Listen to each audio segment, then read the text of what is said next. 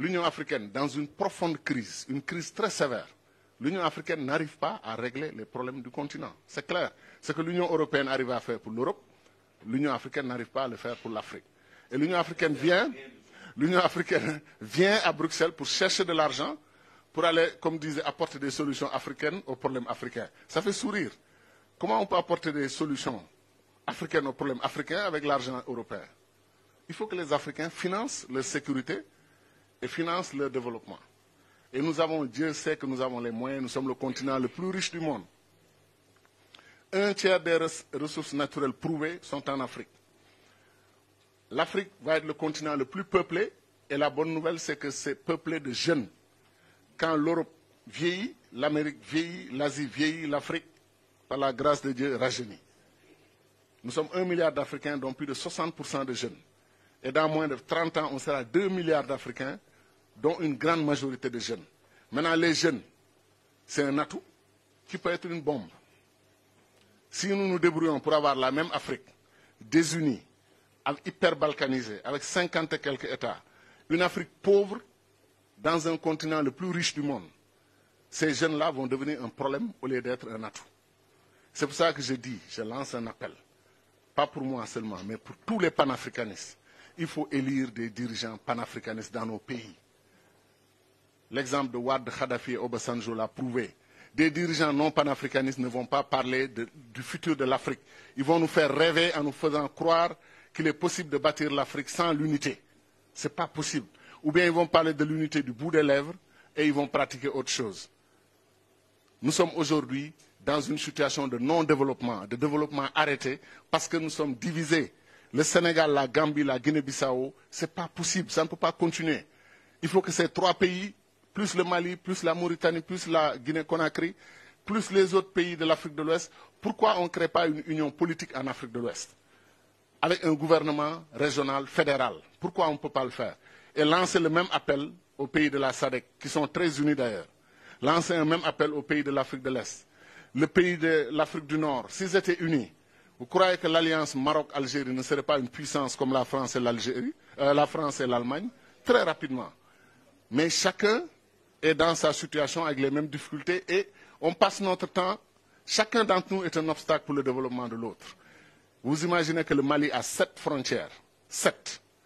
7 pays empêchent au Mali de voir le soleil, c'est-à-dire de voir la mer et d'accéder. Vous avez la Guinée, territoire Sénégal, Mauritanie, Côte d'Ivoire, Burkina Faso, Niger, Algérie. Si quand 7 pays vous encerclent et chacun prétend être un pays souverain qui contrôle ses frontières, mais il vous étouffe, il vous empêche de respirer. C'est pour ça que nous disons, on peut aller rapidement, au moins, à défaut d'avoir les États-Unis d'Afrique, qu'on ait des gouvernements d'union au plan régional, étape vers les États-Unis d'Afrique. Qu'est-ce qui nous empêche d'avoir une monnaie commune?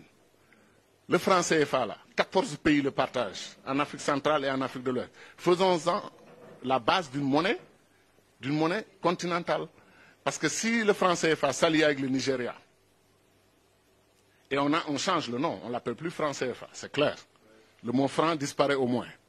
Hein, on crée une monnaie africaine commune. Il ne faut pas démanteler ce qui existe et qui fonctionne pour quelque chose dont on rêve.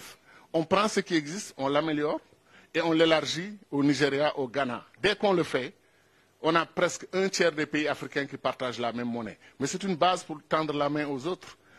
Kadhafi, avant lui, Nkrumah, on parlait de Banque centrale africaine il y a 50 ans.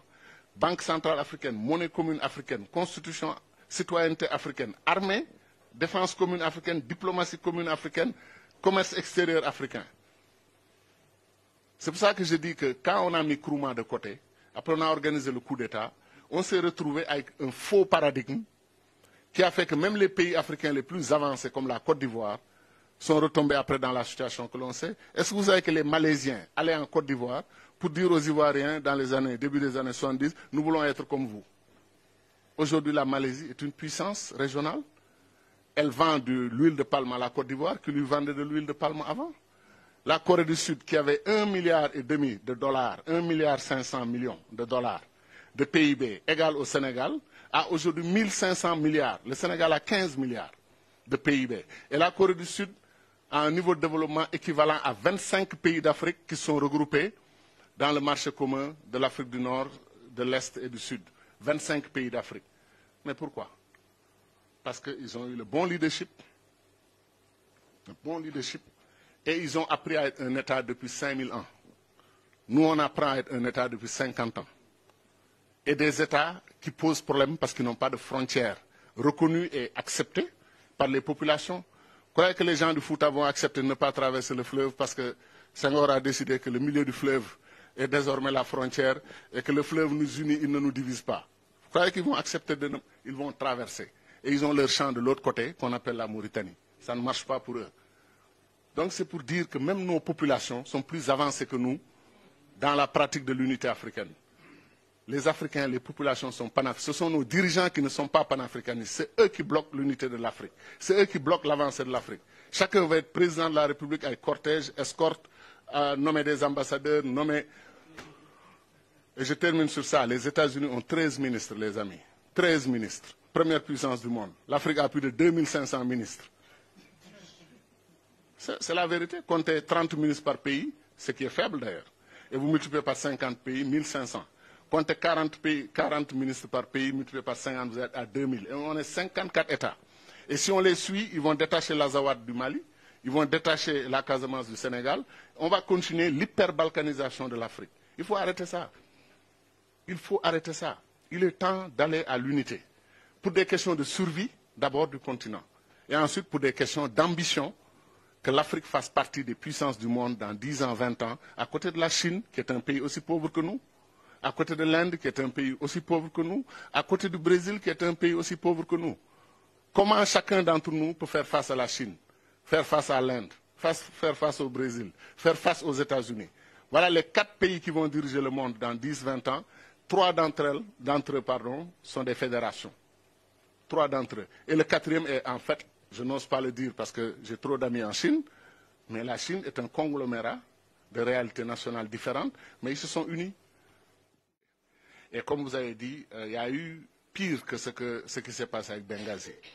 Il y a d'autres dirigeants africains qui ont soutenu qu'on termine le travail en Libye. Qu'on termine le travail. Est-ce que vous comprenez le mot terminer le travail en Libye? Des gens qui étaient pour qu'on neutralise Kadhafi. Et dans le langage militaire, neutraliser veut dire quelque chose. Pour l'instant, je ne suis pas encore prêt, pour différentes raisons, à raconter ce que j'en sais. Mais je le dirai un jour. Je le dirai un jour parce que c'est triste ce qui s'est passé. Et Benghazi ne devait pas avoir lieu pour le Sénégal. Ne devait pas avoir lieu. Je pense que c'était une erreur monumentale. Nous ne devions pas faire ça.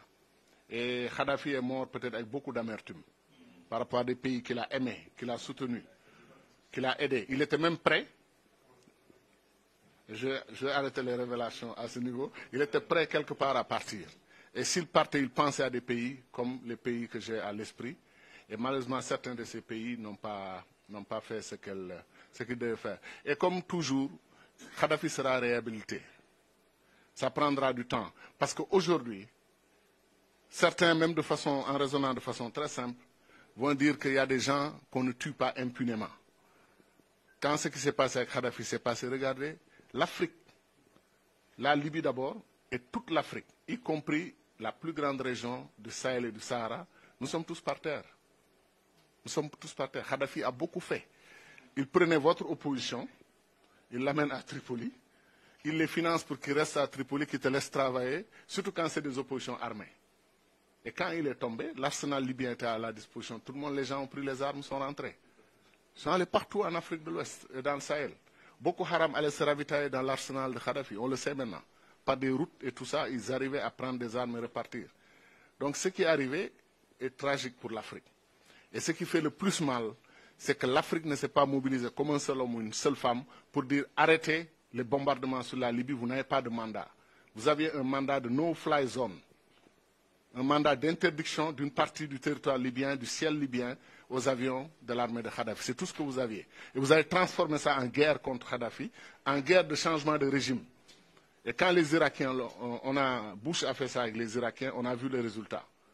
Maintenant, vous faites la même chose en Libye, il faut arrêter. Les Africains devaient parler d'une seule voix pour dire qu'on n'est pas d'accord. Mais qu'est-ce qu'on a vu? Quand 5 dirigeants africains, 5, ont voulu se rendre en Libye, on leur a interdit de venir en Libye. Ils sont allés se regrouper dans un pays, on leur a ouvert un espace, un couloir, en leur disant vous avez tant allez faire votre mission chez Kadhafi et repartez rapidement. En Afrique, chez nous, c'est inacceptable. Donc, comme je l'avais dit avant, je peux le redire aujourd'hui. Et honnêtement, je pense que c'est un dossier qui cache beaucoup de choses. Il faudra qu'on revisite le dossier de la Libye. Et moi, je suis fier des contributions de Kadhafi, mais j'avoue aussi que je suis fier des contributions de Wade. Et je vais faire, comme disait l'autre, des dirigeants chinois. Il ne faut jamais juger un être humain sur une ou deux actions. Il faut le juger dans la globalité de ses actions. Et donc, le bilan de Wade sur le panafricanisme est excellent. Le bilan de Kadhafi est excellent sur le panafricanisme. Maintenant, on peut leur reprocher d'autres choses sur d'autres secteurs. Merci.